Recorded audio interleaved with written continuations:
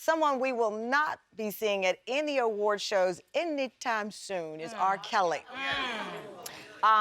His live-in girlfriend, Joycelyn Savage, she is one of the two women who were defending him in that now infamous Gayle King interview. Well, now she is saying that she was a victim of R.Kelly all along. Joycelyn had been one of his fiercest supporters. She's now posting a message to a paid platform. It's called Patreon, where she is detailing allegations of the abuse she says she endured. R.Kelly's attorneys are saying, look, she is doing this now for money, and she's just repeating stories that others have said. Her parents are saying, listen, their daughter is free now from the clutches of what they describe as a madman. And joining us now is attorney Philip Hamilton. Philip, let me just get straight to it. R.Kelly's in jail, can't make bail, and he's going to go on trial. Let's take that part as the known. Will Joycelyn Savage be now a credible witness in any charges that he faces?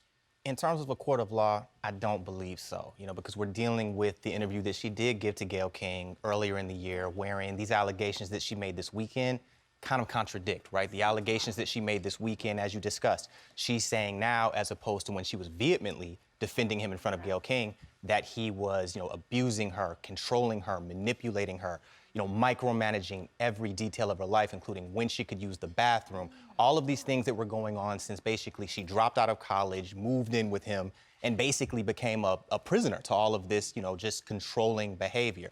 So, I think that plays its part in terms of what we already know about R. Kelly and just the overarching story of his issues. So you don't think her story is a game-changing moment because it's what we've heard already from other people? I mean, that documentary that aired for multiple nights, there were more than a few women who were telling a similar story. Absolutely. So it plays in part in terms of one of those building blocks, but in a court of law, she would be suspect to really getting in on cross-examination with his attorney. Well, here's the thing I thought about, I've worked with victims of abuse and crimes, and people have a hard time coming forward. I mean, look at the Me Too movement. There were women who came with allegations that were true of people that happened years ago. Right. But I also grew up with Patty Hearst's story, Stockholm Syndrome, that people identify with their captors. Absolutely. They start to believe what the captors are saying. That is, when I read her story, very similar in what she's alleging with R. Kelly, that she was a captive of R. Kelly's. When you've worked with clients and you've been in trials, it's not impossible for someone like her to say, I was brainwashed. Tamron, I mean, look at that NXIVM, that cult that we did the story on. It happens.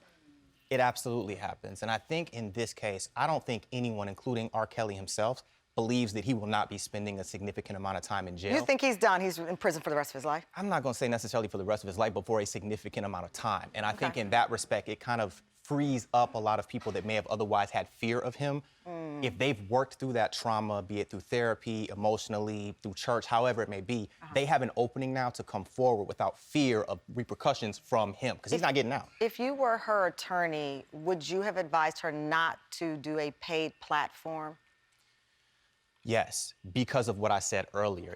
To the extent that you end up having to come into court, it can kind of undercut your credibility, because now, just as R. Kelly's camp is saying, everybody's going to be thinking she's just coming for the money. It's not like she did like a New York Times op-ed to, disclose these allegations. You're coming forward and forcing your subscribers to pay money to kind of hear the daily scoop, and it's just a bad look, even if ultimately what she's saying is true. Doesn't mean what she is saying is not true. Correct. It just creates this narrative.